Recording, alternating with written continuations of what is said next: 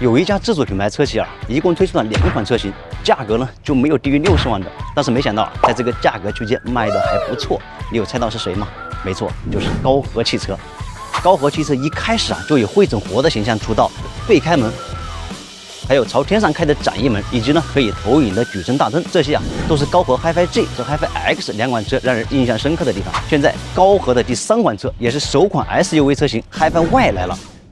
车研所今天来首发试驾高和 Hi-Fi Y， 看它能整什么活。首先我发现Hi-Fi Y 相对于它那2大哥 X 和 G 呢，变得正常了不少，没有了举升大灯，也没有了对开门。我想这一定跟它的定位有关。当昔日的街头靓仔回归到生活和家庭，一切都在向着成熟和稳重的方向靠拢。据说 Hi-Fi Y 是对标保时捷 Macan 打造的，不过整体尺寸呢更接近保时捷卡宴。车长4938毫米，比卡宴只短了8毫米；车宽车高只比卡宴小3厘米，轴距只要比卡宴长5厘米。在设计风格上Hi-Fi Y 延续了高和前2款车型棱角分明的设计风格和一些特有的科技元素，比如说这个三角形的智能交互灯，两边呢一共是有828个 LED 灯源，可以显示一些特有的手势和表情符号。我们从侧面往后看Hi-Fi Y 身上呢布置了大量的这种传感器，全车一共是有32个这种不同的传感器，比如侧面这个是辅助驾驶的传感器，这边也有一些用来环视取景的传感器。Hi-Fi Y 的4门都是通过这种按键来开启的，后面比较有特色的设计呢，就是这个悬浮的车顶设计，还有尾翼。相比 Hi-Fi G 和 Hi-Fi X Hi-Fi Y 的尾灯设计呢做了一些简化，节省了一定的成本。这个形状其实也是一个 Y 字母的一个形状。简单看了一下整体设计再给大家看一下 Hi-Fi Y 最有特点的地方。高和应该是把电动门玩得最赚的车厂最酷的是这个往上开的展翼门。有了这个展翼门你的上下车的姿势就可以有些不一样了。除了这2扇门呢，再加上前面的门，后面的尾门，加起来至少有7扇门是可以电动开启的。进去看一下前排座舱坐进 Hi-Fi Y 的这个座舱的第一印象就是它的这种科技和极客的风格非常的明显大家看这个方向盘上面的这个线条都是非常的直棱直角的，然后有很多金属质感的这种饰件。再看它门板和中控的这样的一些装饰件，都是有很强的这种金属质感的。在科技和极客风格上面，还有一个很重要的体现呢，就是它座舱的一些屏幕的一个配置。我们这里可以看到有一个12.3英寸的一个仪表屏幕，前面呢还有一个22.9英寸的一个 HUD 抬头显，中间呢是一个很大的一个17英寸的一个中控大屏，侧边呢还有一个15英寸的一个副驾专用的这个屏幕，然后上面呢还有一个9.2英寸的多媒体后视镜。Hi-Fi Y 的这一块17英寸中控大屏非常有特点，它是可以通过调节来设置它的俯仰角度的。比如说我们可以通过这个按键来去调节它的俯仰角度，同时呢也可以手动的来调节，手动的这样来去调节它的俯仰的角度。其实我个人是不太接受中控大屏用数字设计的，特斯拉就改了嘛，但能自由调整倾斜角度，感受就好了不少。再加上娱乐需求可以交给旁边这个副驾娱乐屏。高和 Hi-Fi Y 的15英寸副驾娱乐屏幕是2.37:1的宽屏电影比例，看视频是比较爽的屏幕面积利用的比较充分，尤其是搭配上高和配的这套英国质保合作调音的音响系统全车有25个扬声器，其中呢有23个是全车的扬声器，还有2个呢在头这里，音响效果也是杠杠的，咱们可以听听我要带你到处去飞翔，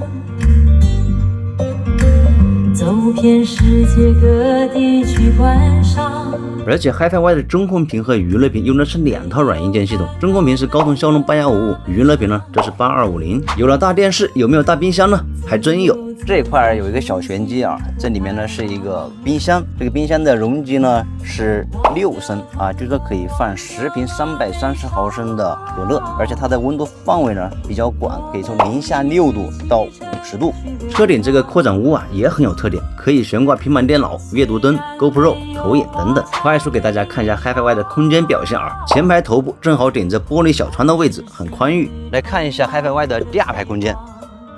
首先它这个坐垫呢是针对单人做了一个这样的承托的设计的，更舒服一些，同时它承托的面积是比较宽大的，腿部支撑完全没有问题。然后前排的底下呢这个空间放脚也比较舒服。头部呢，因为中间展翼门是有一个凹陷的设计的，头部空间会非常的充裕。空调出风口不是在中间，呢这是2个 Type C 的充电接口，出风口呢是在 B 柱侧面这个地方。后排的2个座椅都是可以选配小桌板的，然后可以承重10公斤。看一下 HiFiY 的后备箱空间现在这个空间呢是692升，底下呢还有一个小的空间，大概是47升这样的一个空间。HiFiY 的后排是可以4溜翻倒的，左边是可以单独翻倒，中间和右侧连在一块，6位会有一点点倾斜。HiFiY 也是标配了一个前备箱的，我们来看一下怎么样这个前备箱呢，一共是81升的空间，不是特别的规整，但是比较长这个空也比较深。这个是可以这么斜着放一个20寸的登机箱的。这车确实太有特点了，研究这些特色设计和功能花了不少时间。来看一下3电动力配置和驾控表现。HiFiY 单电机版呢是后驱247千瓦，0-100加速6.8秒；双电机版呢是前124千瓦，后247千瓦，0-100加速能到4.7秒。电池有76.6度电和115度电2个版本 ，CLTC 续航则有560、810和765公里3个版本。这是4家 HiFiY 没有走太多复杂路况，主要是在城内跑，感觉底盘的高级感是在线的，隔音、滤震都比较到位。印象比较深的一点是动力输出比较丝滑。我开的这台是单电机的后驱版，所以性能上呢确实没那么狂野HiFiY 的底盘配有 CDC 连续可变阻尼的减震器，车身后舱的地板使用了一个超大的压铸件，2个展翼门呢也用到了压铸件，这样车身整体性会更强，也能减轻重量。还有一个特色HiFiY 是有后轮转向功能的，有最大正负5.4度的转向角度，最小转弯半径呢5.6米。我试了下在这样一个闭着的空间内也能转过来。